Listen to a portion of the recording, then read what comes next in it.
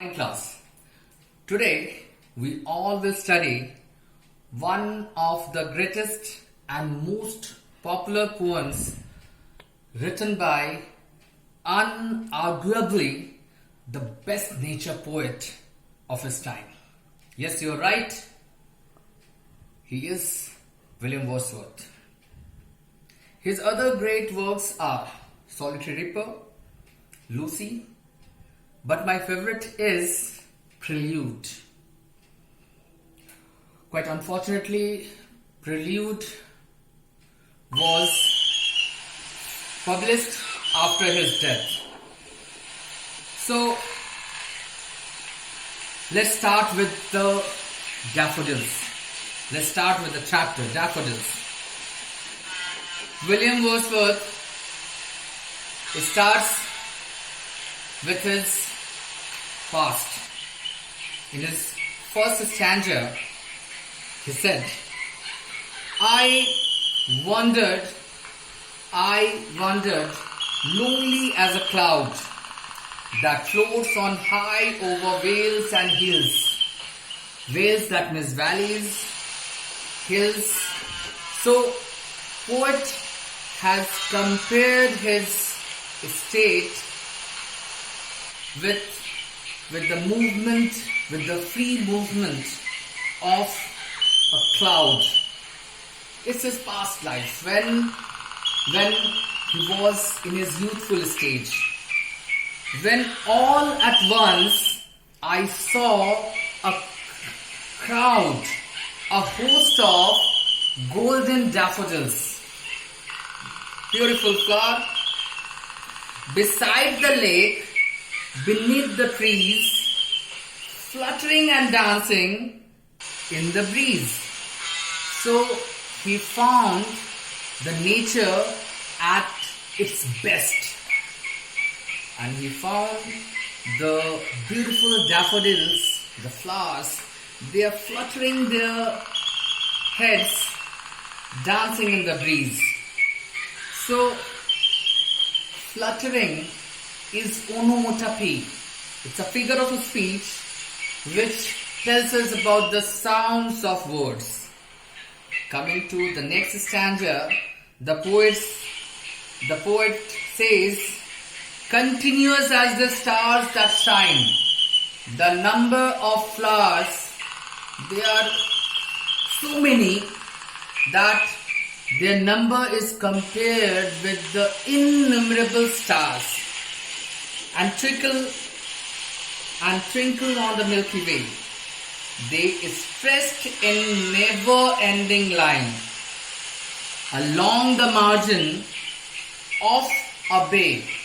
So they are found near the boundary, just after the boundary of a bay. Margin, that means boundary or border.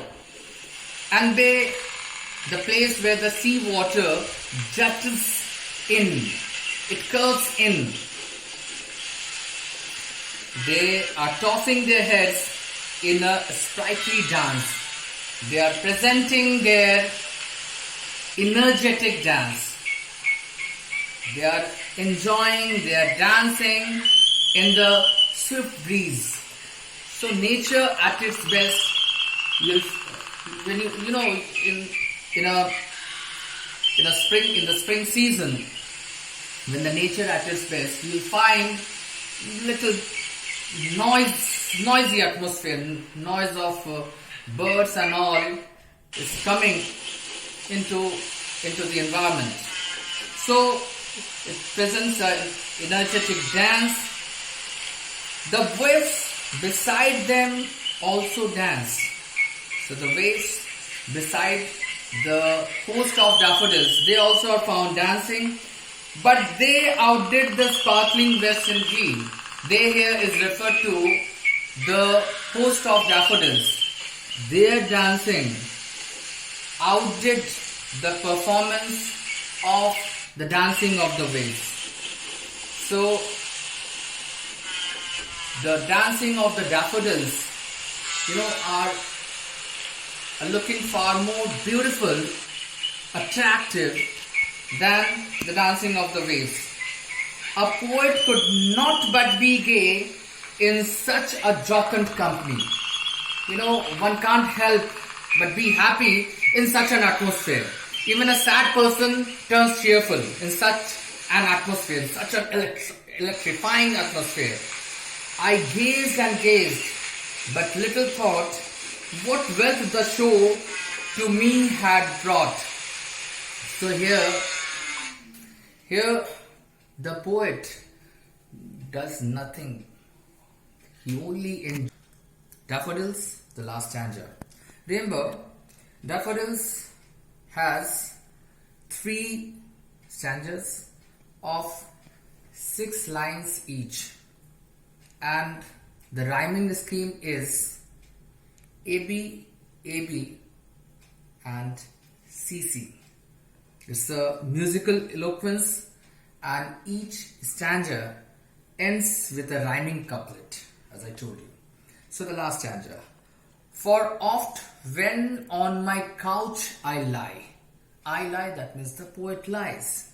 So this is the present stage of the poet. Remember, the first stanza, that was the poet's childhood.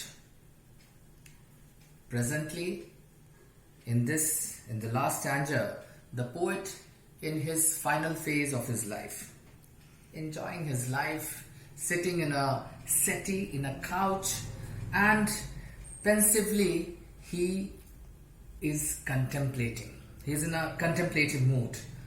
And they flash upon that inward eye, the sweet memories flashing upon his conscience, which is the bliss of solitude. Remember, when you are alone, you are blessed with such kind of blessing of God, such kind of thought.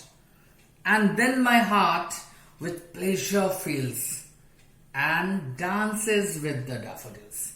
So it's especially when the poet reclines in his couch, he thinks about his glorious past. He thinks about that wonderful morning when he wanders around effortlessly, thoughtlessly, moving around, roaming, loafing around like cloud. Alright, so that's all about the poem. Now let's come to the figure of speech part. In the first stanza we have some alliteration like high and hills. We have visual imagery. I saw a crowd, a host of golden daffodils. We have some examples of personification like fluttering and dancing in the breeze.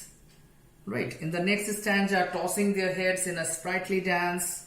The waves beside them danced, outdid the sparkling waves. Right, these are the examples of personification. In the second stanza, first line, continuous as the stars that shines simile, where the number of daffodils is compared with innumerable stars in the Milky Way. Right. So one interesting point I must tell you here, that Daffodils is not the original title. In fact, the original title of this poem was I Wandered Lonely as a Cloud. It was thought by William Wordsworth.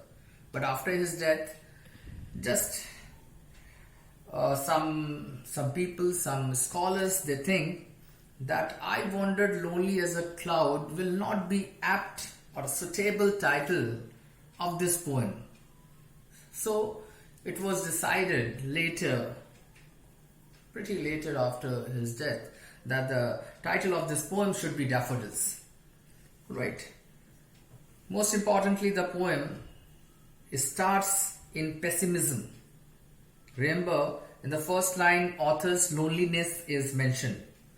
And it ends in optimism, pleasure of watching daffodils, and in thinking about those enjoyable moments charged up the heart of the poet.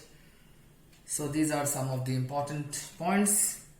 Remember, Wordsworth, he was a romantic poet who often celebrates the magical quality of nature in his poem, and he has used a number of natural element over here: clouds, lake, bay, daffodils, stars.